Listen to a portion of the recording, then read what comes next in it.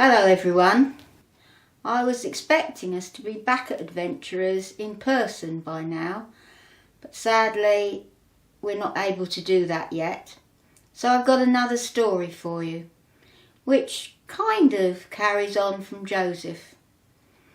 Do you remember we left Joseph and he'd really pleased the Pharaoh, he'd saved Egypt and a lot of the surrounding countries from starvation, and Pharaoh invited all of Joseph's family, all 11 brothers and his father, to come and live in Egypt. And he gave them a very fertile land called Goshen. And they all lived there and looked after themselves, farmed the land. And the families grew. They grew bigger and bigger. And as they grew bigger, people started calling them tribes because there were so many of them. And they were referred to as the tribes of Israel, or the Israelites. And they were named that because that was the name God gave Jacob many, many years before. But gradually the Israelites became unhappy. The Egyptians made them build channels in their fields to irrigate the land. They made them work hard, and they made them build bricks. And they treated them as slaves. And a new Pharaoh came to the throne, and he was very worried about these Israelites. And he said, there are more of them than us, and if there's a war, they might side with our enemies, and we would be overthrown. We need to do something about these Israelites. So they began treating them really badly and making their life really miserable. But still they continued to grow. And then Pharaoh spoke to the midwives, and he said to them, right, when a woman has a Hebrew baby, if it's a girl, she may live. But if it's a boy, you must kill him immediately. But the midwives knew that Pharaoh was telling them to do something terrible, so they didn't do it.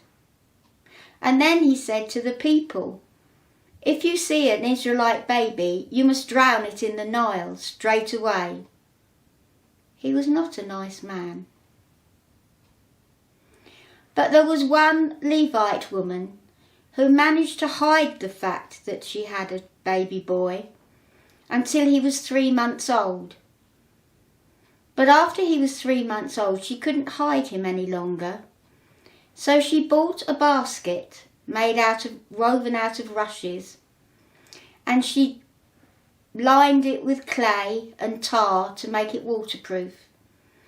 And she put the baby inside and put it in the reeds at the side of the river Nile. And she left him and went away crying. But her older daughter stayed behind, hidden, to see what happened. And a little while later, the Pharaoh's daughter came down to the Nile to wash. And she saw the basket, and she sent a slave into the river to take it out. And when she opened it up, there was the baby, and he was crying. And she said, this must be a Hebrew baby. He's been left here to die. And immediately his older sister rushed to the Pharaoh's daughter and said, I know somebody who can nurse that baby for you, if you like. Now the Pharaoh's daughter really wanted to keep the baby, so she said, yes, go and fetch her. So she ran and fetched the baby's mother and took her back to the Pharaoh's daughter. And she said to her, will you nurse and look after this child for me? For I love him and want to keep him safe. And so she took him away and she cared for him until he was old enough to serve the Pharaoh's daughter. And when she took him to the Pharaoh's daughter really loved him and adopted him as her own son. And so the baby was called Moses, which means he came from the water, and he lived in the palace with Pharaoh's daughter. So I thought what we could do is to make a basket, a Moses basket, which your mum might have had for you. It's woven paper, and all you need is some paper. I've chosen 2 different colours because it just makes it look more attractive. So I've got pink and I've got white. You need some scissors, a pen or pencil, maybe some glue and a ruler.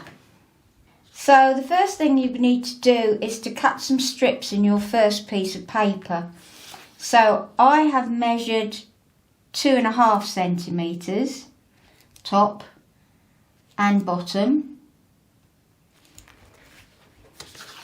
and at the side, because these bits aren't going to be cut. And then you draw your line across.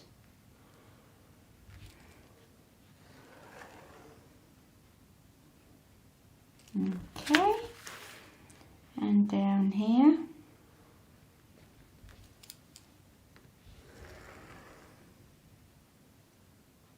And down the side.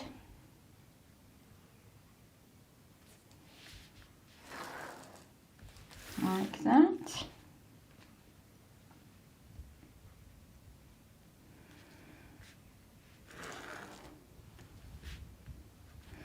And then I measured 2 centimetres. Oh, wrong way up. I'm going to measure 2 centimetres to put the other lines in, and that fits quite nicely in the space of an A4 sheet.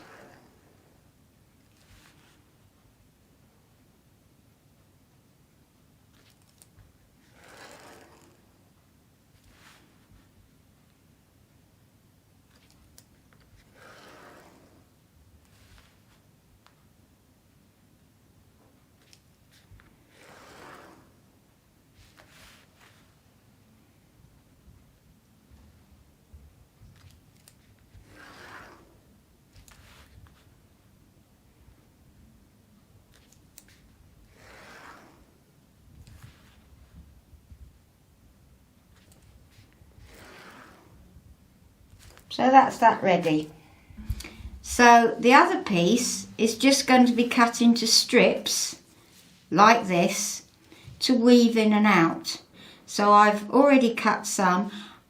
Again, I measured 2 centimetres between each one, and then you just draw a line and cut the strips. And if it's a bit wobbly, it doesn't matter.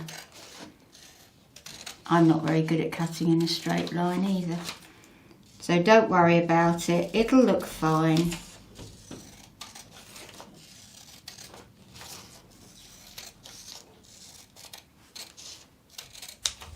Like that.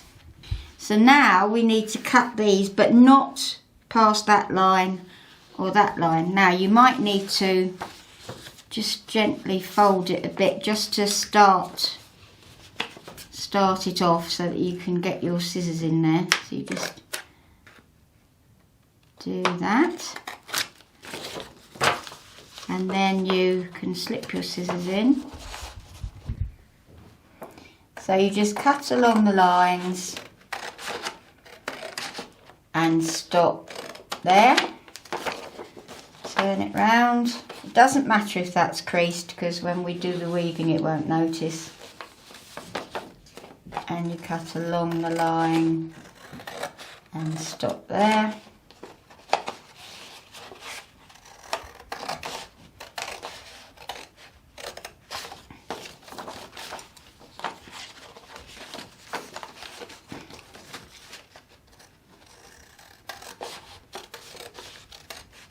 Like that.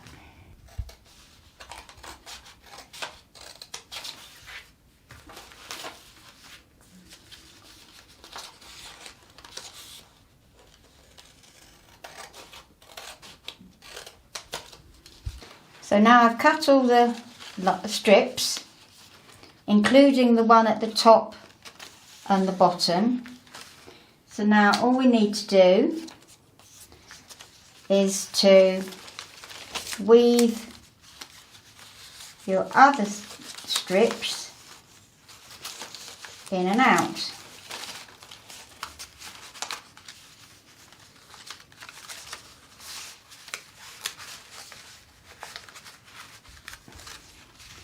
Like that. Push them right to the edge, right over, and just leave the ends like that for now.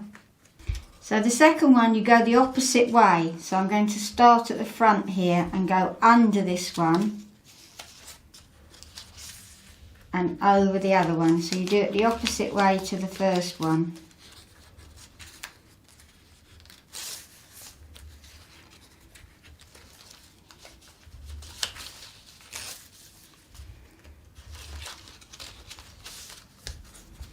And that will end up under there like that.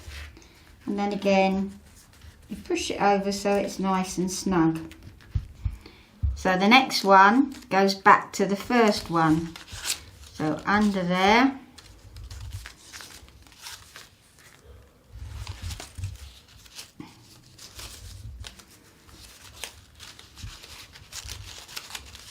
Like that. Under, over. Under, over. And if you've done two colours like I have, it makes it easy to see that you've got it right. And if you haven't, you can always pull it out and do it again.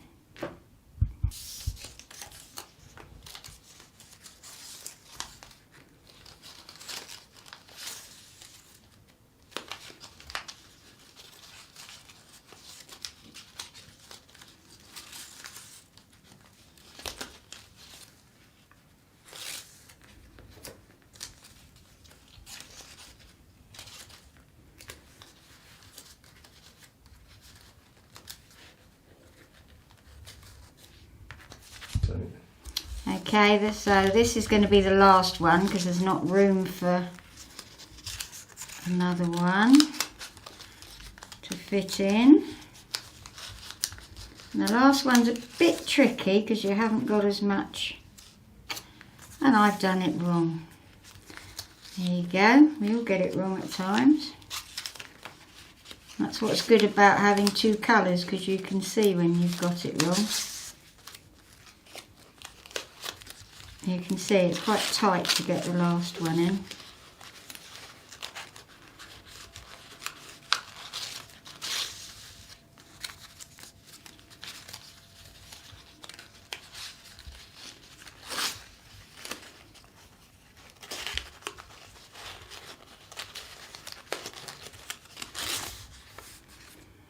There we go. All done.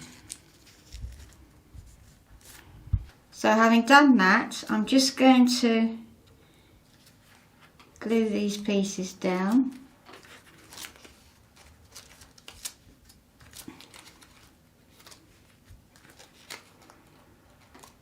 And obviously you need to do it on the other side.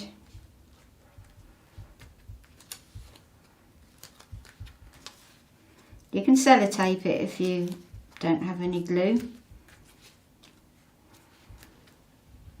And you do the same the other end.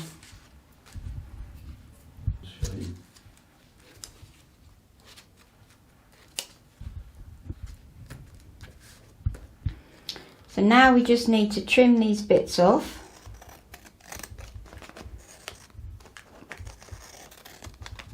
Neaten it up.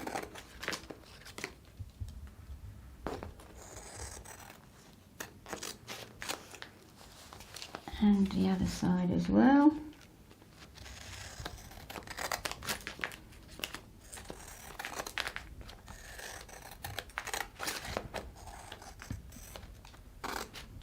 There we go.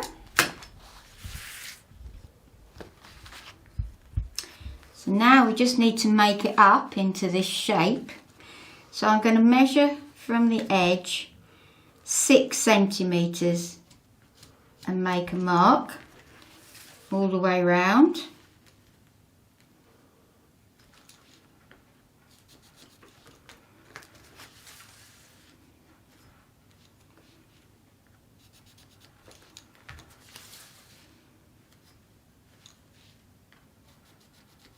There we go.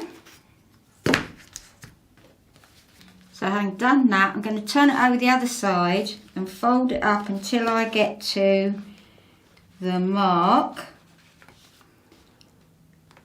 and then just crease it along and open it out.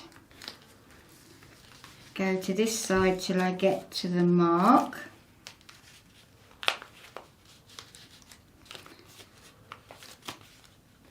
And having the squares helps you to get it straight.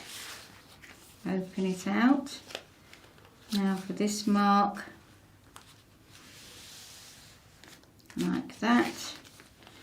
And finally this mark. Oh, that's a bit tricky because that's on the edge of a square.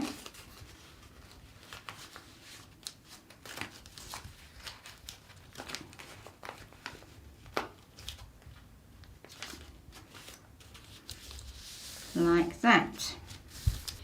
So we need to make sure that the creases are really sharp. So I'm just going to go over them again all the way around. You'll see why in a minute.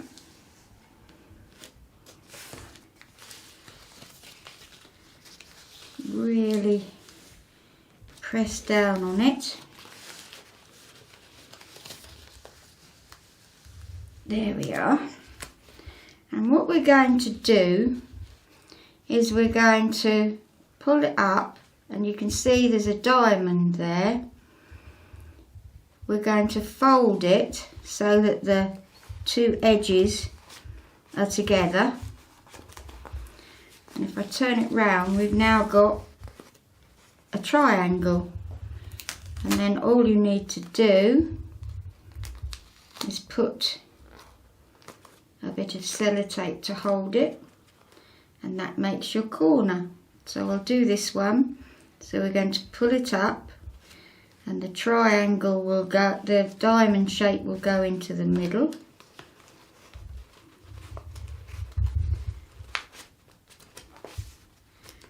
And you sellotape it.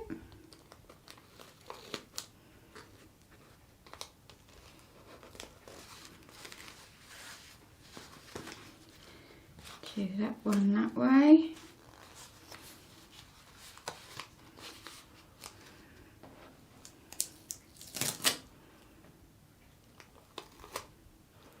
Now I'll do this one this way so you can see. We fold it up, we put those two edges together. You can press it a bit tighter if you want to.